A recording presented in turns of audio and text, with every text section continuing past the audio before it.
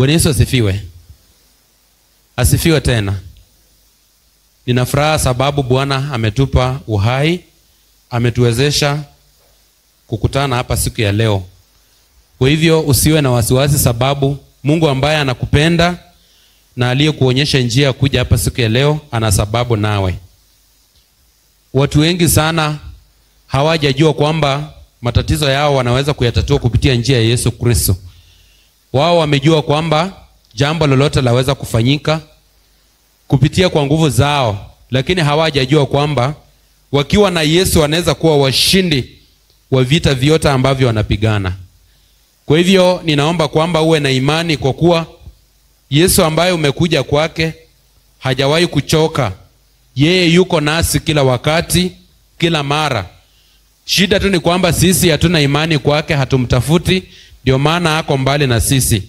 Kwa hivyo uwe na imani kwamba Bwana yuko karibu nawe na atakutetea wakati ambapo unamuita. Bwana Yesu asifiwe.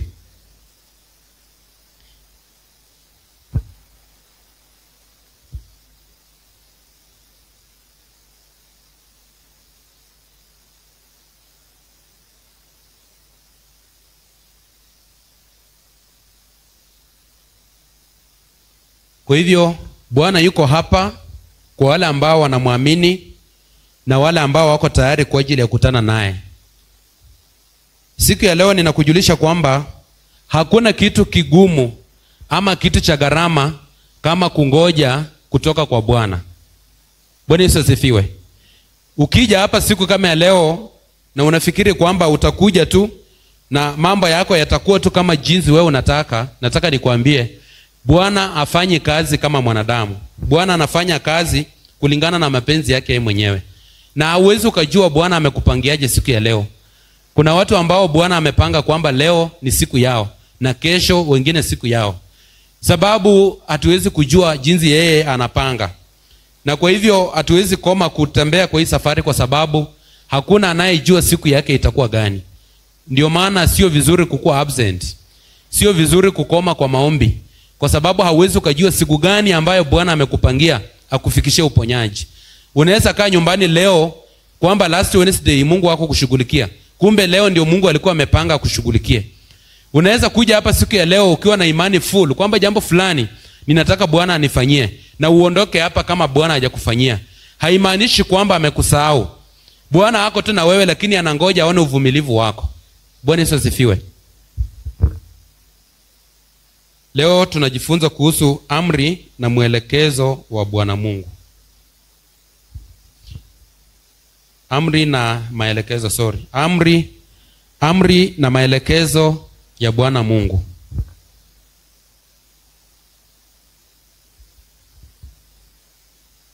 Kwa hivyo sijui hayo maneno wewe unayaelewa namna gani?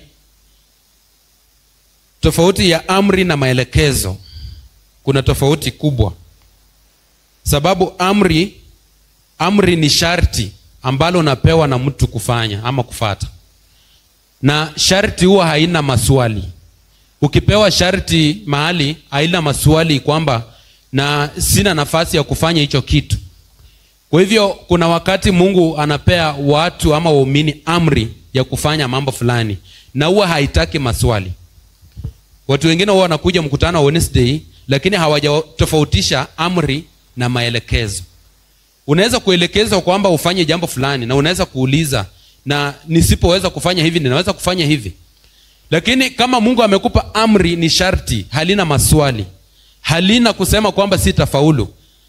Mungu akikuita kwa mfano anataka uokoke, akikwambia kwamba amekuita uokoke, hakuna kusema kwamba ninataka kwanza niende nifanye nini. Hiyo ni amri kutoka kwa Mungu. Amekuita, anataka umtumikie. Bwana Yesu asifiwe. Kwa hivyo mkutano wa Wednesday backbone yake ni amri na maelekezo kutoka kwa Mwenyezi Mungu. Kwa hivyo sisi wote mpaka tukue tayari kwamba maelekezo yako ambayo yanakuja kwetu kutoka kwa Mwenyezi Mungu na amri.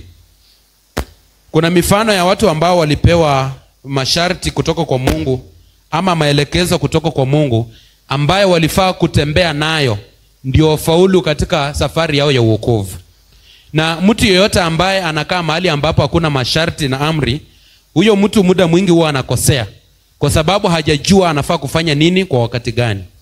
Kwa hivyo amri ambazo zinatoka kwa Mungu mpaka tuzishike, tujue kwamba ziko kwa ajili ya sisi kupona.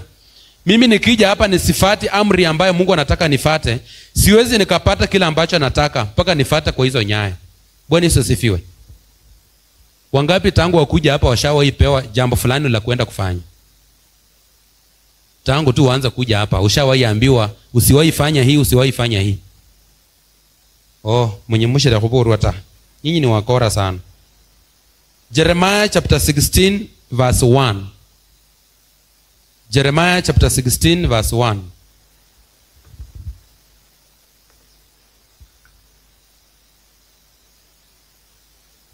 Jeremiah chapter 16 verse 1.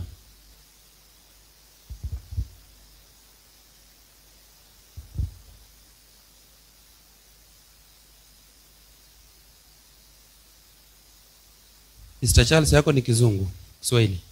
Kuja ukae karibu na mic, hiyo kiti unaweza kalia.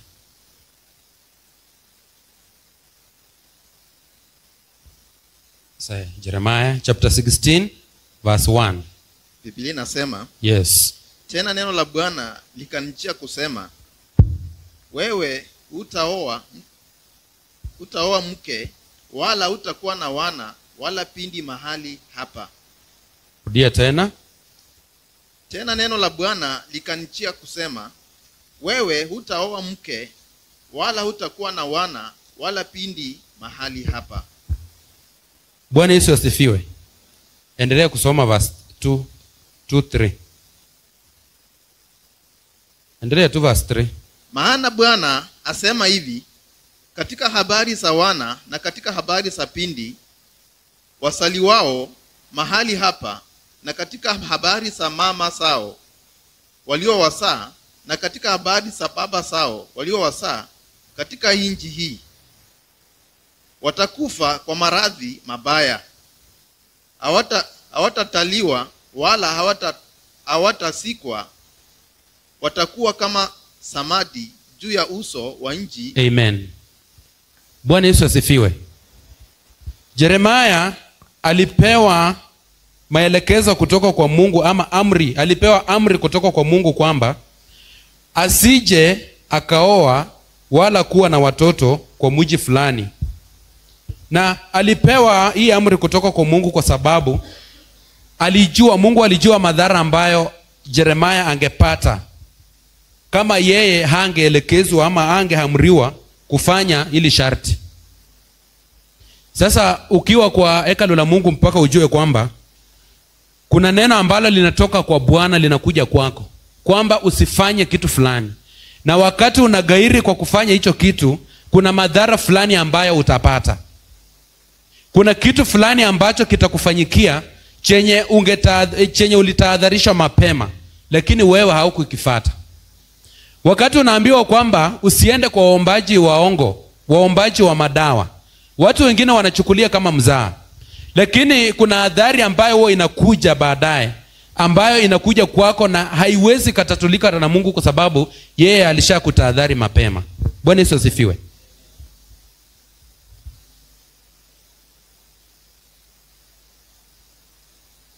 Kwa hivyo kama uko hapa ndani na unatafuta ndoa, inafaa ukuje uulize mtumishi wa Mungu, ninafaa kuoleka kwa huyu mtu fulani mwenye nimempata?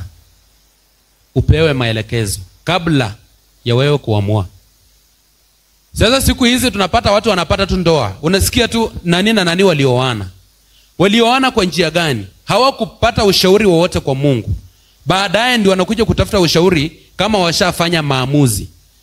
Kama unataka kuoleka, lazima utafute ushauri kwa Mungu. Huyu mtu ninayetaka kumuoa, nitaishi naye, je, ni wa kwangu? Kama wewe ni msichana na unataka kuoleka, mpaka lazima utafute ushauri kwa Mungu. Ili boma lenye ninaenda ni boma nzuri, ni boma ambalo lina wachawi ama liko na watu wenye wako straightforward. Mwelekeo kama huo ukitoka kwa Mungu, Mungu anakupa sharti kwamba oa ama usioe. Bwana Yesu asifiwe. Watu wengine wanatafuta kazi, lakini hawajawahi kuja kutafuta ushauri kwa Mungu kama hiyo kazi ni kutoka kwa Mungu ama Mungu hajaikubali. Watu wengine wanaenda hata kununua mashamba. Wanasema kwamba kununua shamba sio kitu cha kuuliza. Kama mimi nishapata ushauri, nishapata pesa, nilienda kwa maombi, then hakuna, I can go on. Lakini nataka kueleze kwamba jambo lolote ambalo unafanya bila kupata maelekezo kutoka kwa Mungu ama kwa utumishi wa Mungu, wewe umeshapotea. Na njia ile ambayo Mungu hajaianzisha, hawezi kuingilia katikati. Njia ile ambayo watumishi wa Mungu hawajaanzisha, hawezi kuingilia katikati. Ukianza jambo alafu baadaye uingize Mungu, huo inakuwa vigumu wakati mwingine. Bwana Yesu asifiwe. Weka hoshendo. Kwa hivyo Yeremia wakati aligundua kwamba anaweza kupata mwelekeo kutoka kwa Mungu, alisikia sauti ya Bwana na ikamwelekeza kwamba ukioa kwa mji ule ama ukioa kwa nchi ile, hao watu nitawaua, hawana maisha tena. Lakini yeye kwa macho yake hangeweza kujua kwamba litatokea, lakini Bwana alimpa ushauri. Exodus chapter 13 verse 21 to 22. Kitabu cha Kutoka 13:21-22.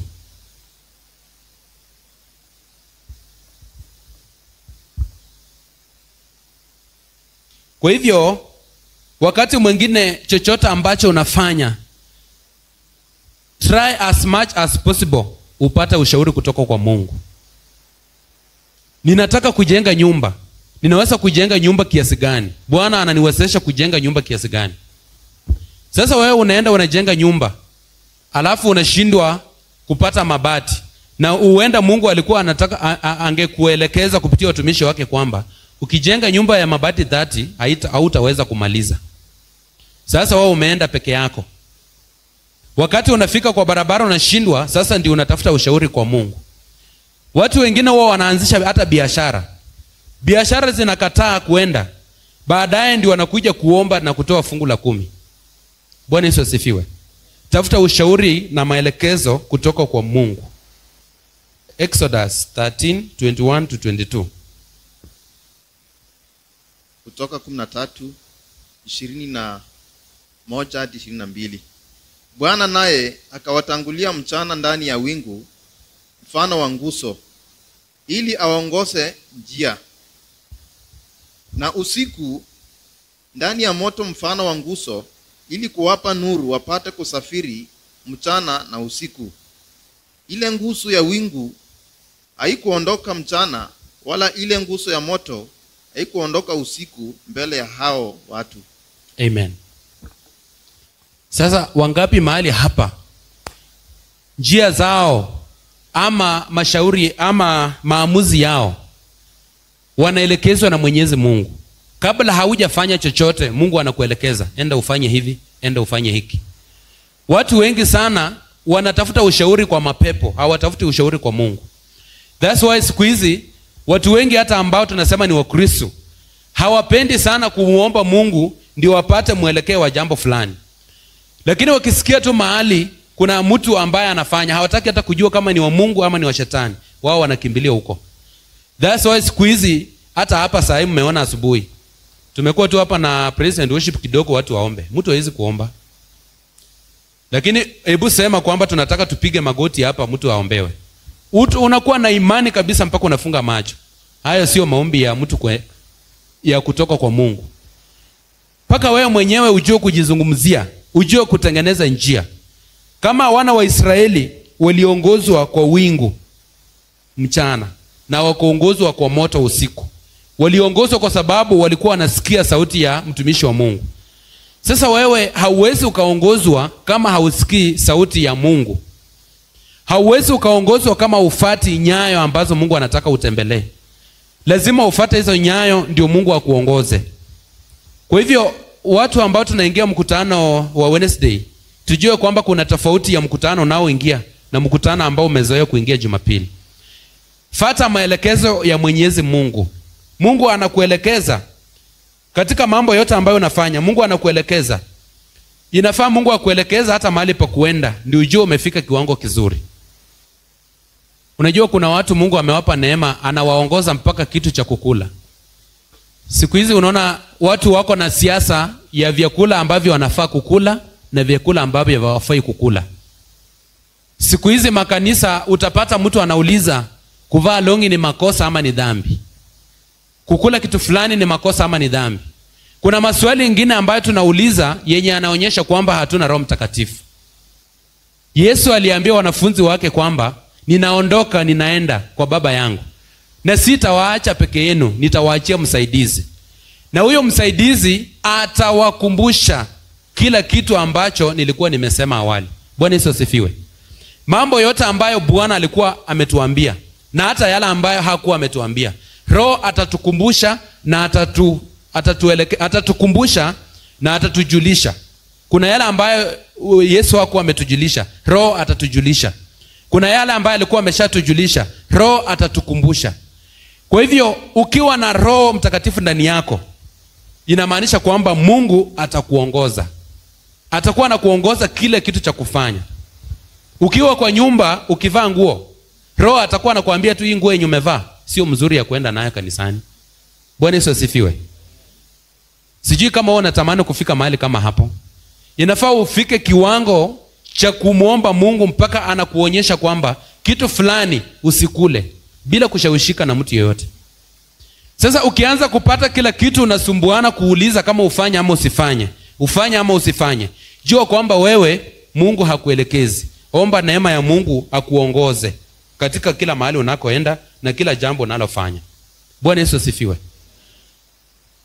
That's why nasema ukiangalia maswali ambayo watu wanauliza huku nje, mtu anakuuliza swali kwamba je, ni halali mtu kuwa na more than one wife? Mtu anakuuliza swali kama hilo na ni mtu ambaye ameokoka. Swali kama hilo linaonyesha kwamba huyu mtu, kitu cha kwanza ni kitu anatamani kufanya, ndio maana anauliza. Sababu mtu hawezi kuuliza kama kunywa pombe ni halali ama si halali kama akunywe. Kuna mtu anaweza kuuliza hivyo na akunywe kweli? Kukunywa pombe ni makosa ama si makosa na akunywe. Mbona akuulize? Sasa anayekuuliza inamaanisha kwamba hicho kitu anakifanya. Ndio maana anataka kujua kama afaa kufanya ama awacha kufanya. Kwa hivyo maelekezo ambayo tunapokea kutoka kwa Mungu tunayapata pia kupitia Roho Mtakatifu ambaye anaishi ndani ya watu. Sasa mtu yeyote ambaye unakuja tu kwa Mungu kuomba, ninaomba tumbo yangu ipone, ninaomba kichwa, ninaomba mgongo, lakini hauna Roho wa Mungu ndani yako, utatoka hapa na mtu atakushawishi kuenda kwa madawa, sababu wewe hauna mwelekeo utokao kwa Mungu. Amri itokayo kwa Mungu. Bwana Yesu asifiwe. Kwa hivyo Yeremia alipewa amri kwamba asioe kwa mji ule, na Waisraeli walipewa maelekezo usiku na mchana. Wakati walikuwa wanapita jangwani, walikuwa wanaelekezwa mahali pa kutembea, wanaelekezwa njia ya kupitia, na hiyo maelekezo iliwasaidia mpaka wakafika Canaan. Inaonyesha kwamba kama Mungu hangewaongoza kwa wingu na kwa moto, wangepotea uenda barabarani. Nikikwambia utoke hapo uende Nairobi footing, kuna high chances utapotea unless upitie kwa main road yenye ushawahi pitia. Na kama haujawahi kuenda Nairobi na kutoa hapa footing, utapotea sana. Kwa sababu kila mtu mwenye utakuwa unakutana naye atakuwa anakupea njia tofauti na utaendelea kupotea. Sasa wana wa Israeli walielekezwa na Mungu wapitie njia gani? Walikuwa wanaelekezwa mpaka kitu chenye watakula. Sasa maisha yako yafanye yawe ya kupata mwelekeo kutoka kwa Mungu. 1 Kings chapter 17. Wafalme wa kwanza 17, mlango wa 17, hiyo ni mstari wa 2 mpaka 4. Wafalme wa kwanza 17, 2 mpaka 4. Wewe amri gani ambayo Mungu amekupa kwa wokovu wako ama kwa maisha yako yenye inakusaidia kufika hatima ambayo unafaa kuwa nayo? Wafalme wa kwanza. Neno la Bwana likamjia kusema, ondoka hapa, keuga uende upande wa mashariki, ujifiche karibu na kichito cha Kerithi kinachokabili Yordani. Bwana Yesu asifiwe. Huyu ni Elia ambaye anapewa maelekezo na Mungu. Anamwambia kwamba aenda ajifiche kwa kijito. Na inafaa ukuwe na habari kwamba Eliya ni mtumishi wa Mungu ambaye ilifika wakati alitaka kuuawa, kwa sababu yeye alisimama kwa ukweli. Msimamo wake ulikuwa mkali sana, kwamba yeye hata abudu miungu mingine. Sasa alikuwa na hatari mingi sana ambazo zilikuwa zinamwandama, na hakujua afanye nini. Kuna wakati mpaka karibu ajiuzulu kazi ya Mwenyezi Mungu, lakini Bwana alikuwa anamuelekeza jinsi atatembea na cha kufanya.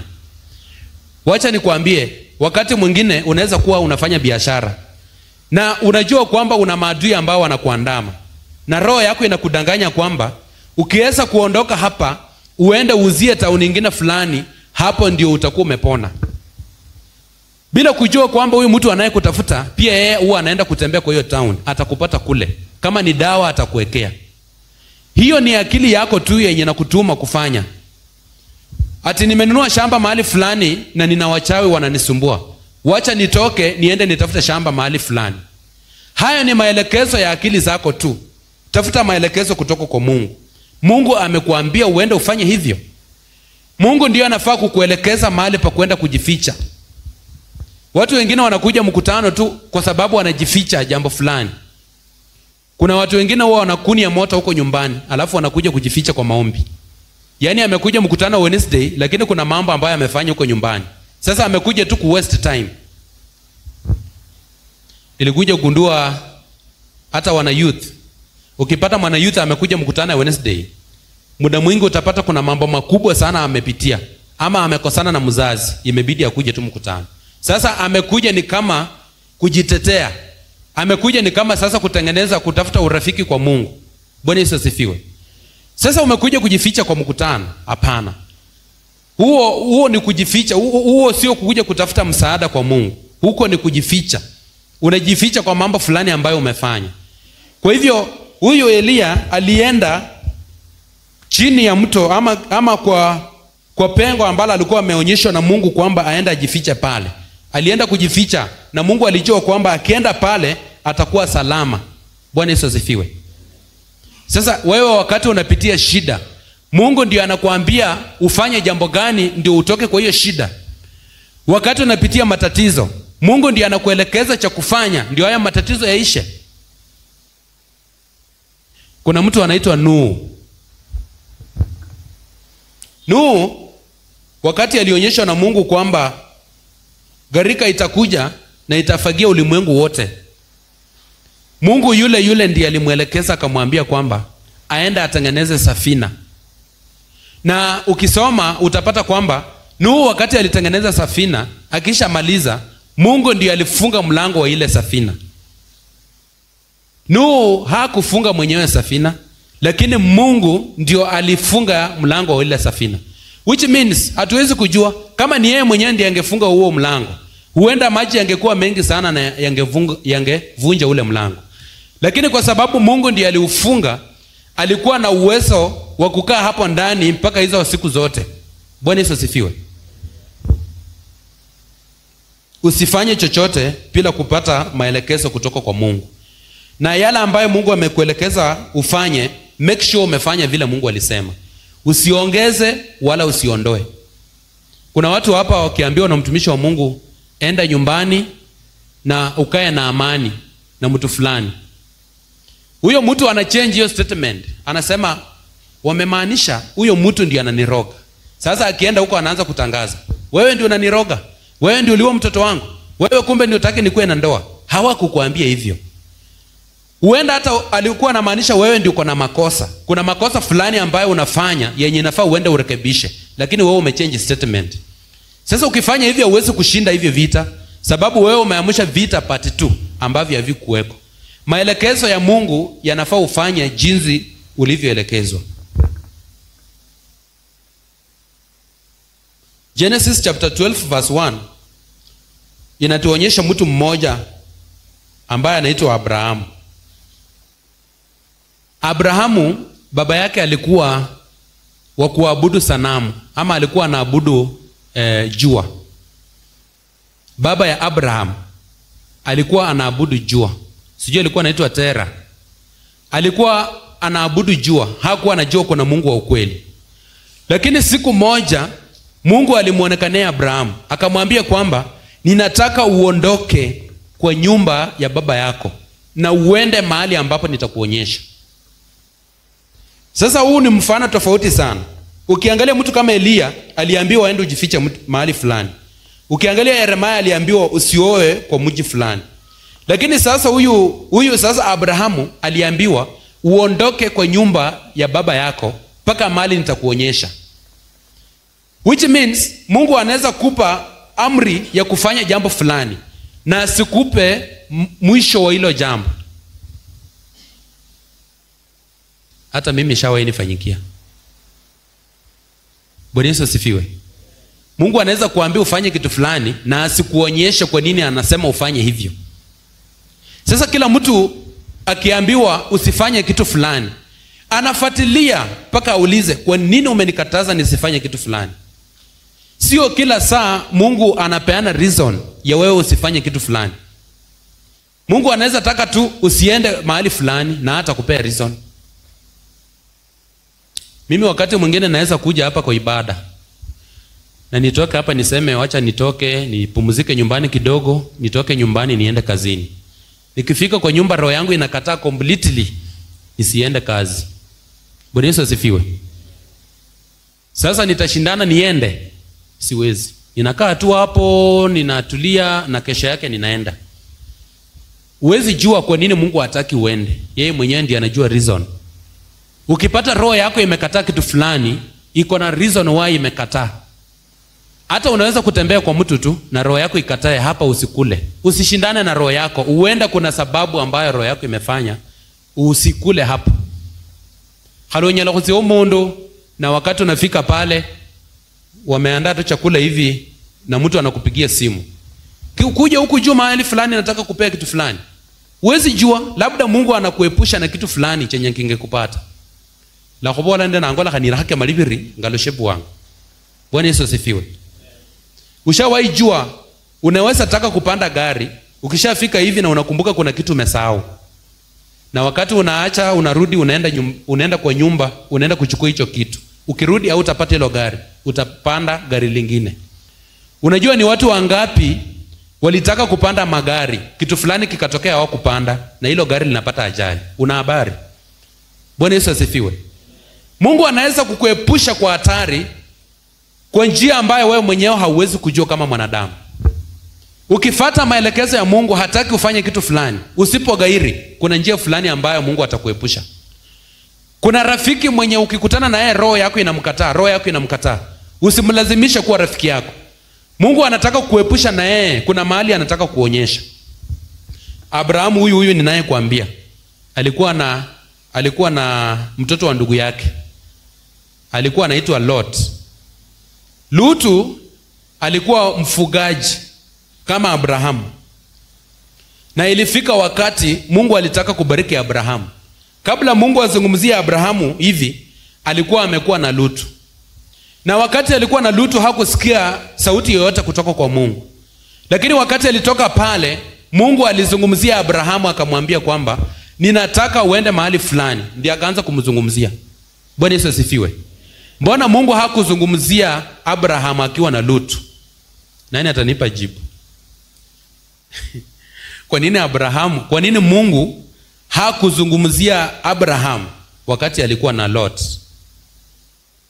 Jaribu tu. Tuko kwa mafundisho.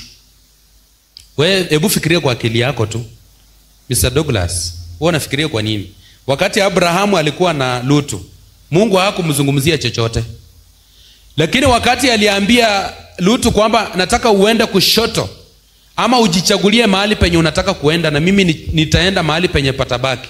Lutu akasema kwamba nataka mahali penye kuna nyasi iko green, kuna maji na kila kitu. Wakati alienda na Abraham akaenda huku, Mungu immediately akaanza kuzungumza na Abraham. Bwana Yesu asifiwe. Wewe unafikiria kwa nini Mungu hakuzungumzia Abrahamu wakati alikuwa na Lutu? Mzee, wewe unafikiria kwa nini?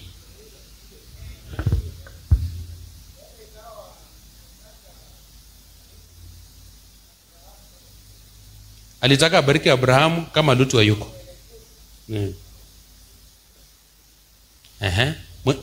Mwingine?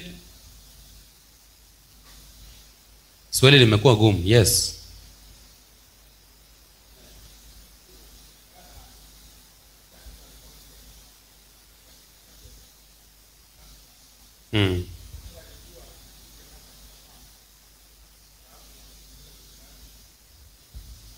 Haya, huyu amesema Lutu alikuwa na tamaa. Yes, pastor. Amen.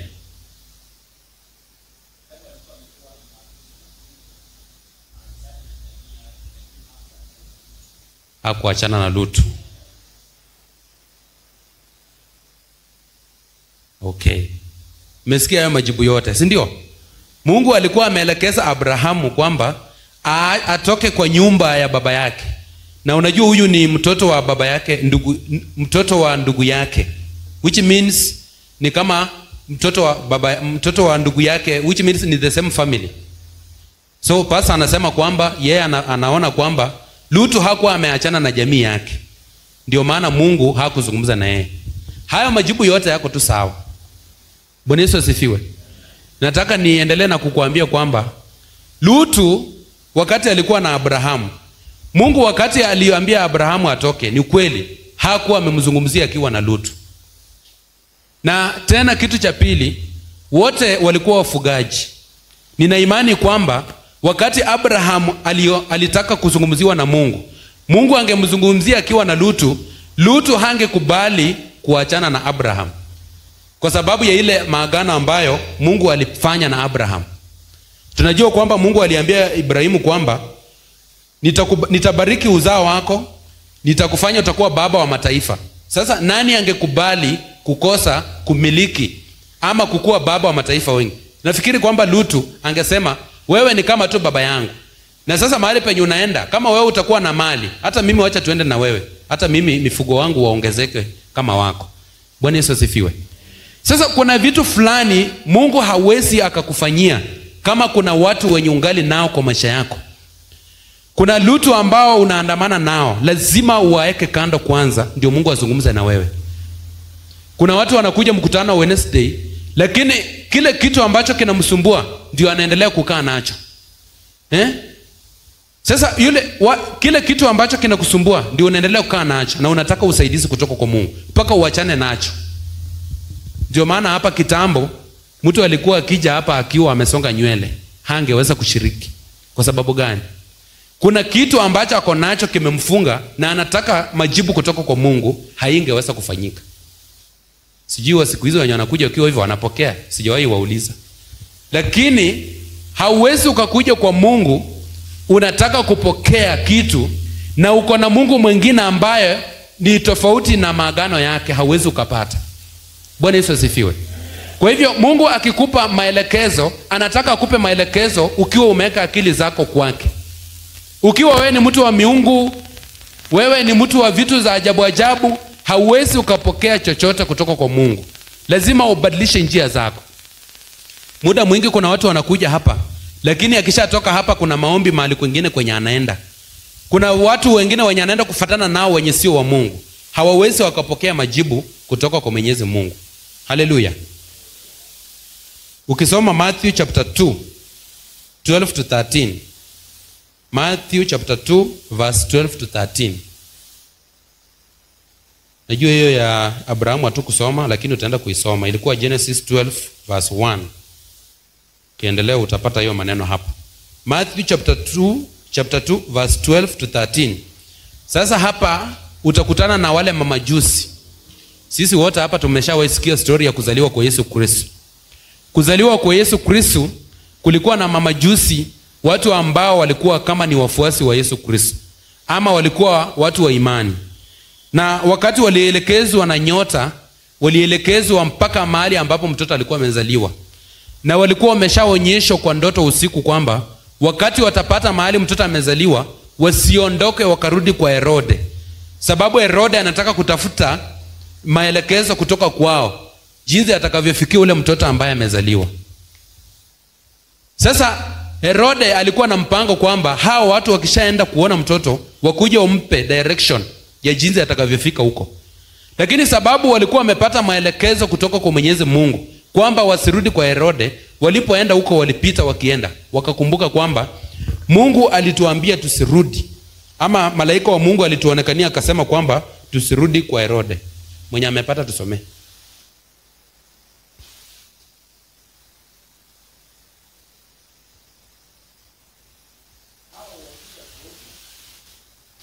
Nao wakisha kuonywa, na Mungu katika ndoto, wasimrudie Herode, wakaenda zao kwao kwa njia nyingine. Na hao walipokwisha kwenda zao, tazama, malaika wa Bwana aliondoka. Tazama, malaika wa Bwana alimtokea Yusufu katika ndoto, akasema, ondoka, umchukue mtoto na mama yake, ukimbilie Misri, ukae huko hata nikuambie, kwa maana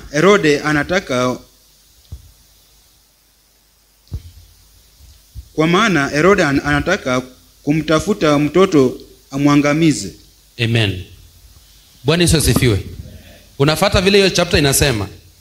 Maelekezo hayo yaliyotoka kwa Mungu kwa njia ya amri, hiyo haikuwa na kupingana. Lakini kwa sababu mamajusi, unajua jinsi walivyopewa mwelekeo, wangeamua kurudi kwa Herode, wangeamua tu kurudi. Lakini sasa kwa sababu walikuwa watu wa kutii, hawakurudi kwa Herode, walienda wakienda mbele. Sasa kuna wakati mwingine jambo fulani utaelekezwa, lakini roho yako itatamani kufanya hilo jambo. Inafaa ukumbuke Mungu alisema namna gani. Unajua mtu kama Adam and Eve walikuwa na tamaa sana. Na wakati Eve aliambiwa kwamba hafai kukula tunda la mti wa katikati, yeye alikula. Kwa sababu gani? Alisahau ile ambayo Mungu alikuwa amemwambia. Lakini angekumbuka, hangekula. Sasa kuna watu huwa wanasahau haraka kila ambacho wameelekezwa kufanya. Na wakisha sahau wanafanya, na baadaye kinawaletea madhara. Usiwe mtu wa kusahau kila ambacho Mungu alikuamrisha kufanya. Kuna mahali Mungu atakutuma uende ufanye 1 2 3. Wakati unasahau inakuwa pigo kwako. Isaiah chapter 30 verse 21. Alafu John 10:27. Isaiah 30:21. John 10:27.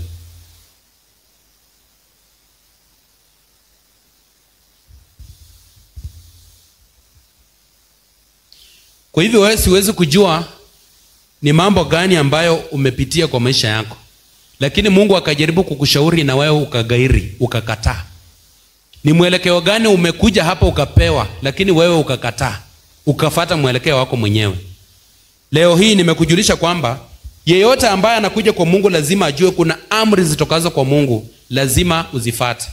Usiwe na kupingana, usiwe na kujadiliana. Fata na utapata baraka itokayo kwa Mungu. Bwana Yesu asifiwe.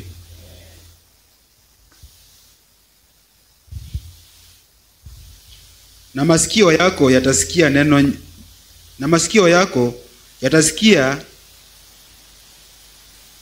neno nyuma yako likisema, njia ni hii, ifuateni, mkeukapo kwenda mkono wa kulia na mkeukapo kwenda mkono wa kushoto. Kwa hivyo Biblia iko wazi. Inasema masikio yako yatasikia neno nyuma yako ikisema, ama likisema hilo neno, njia ni hii, ifuateni. Mgeukapo kwenda mkono wa kulia na mgeukapo kwenda mkono wa kushoto. Sasa njia ni hii ni sauti ambayo utasikia, ama neno ambalo utasikia. Wewe umefuata njia gani?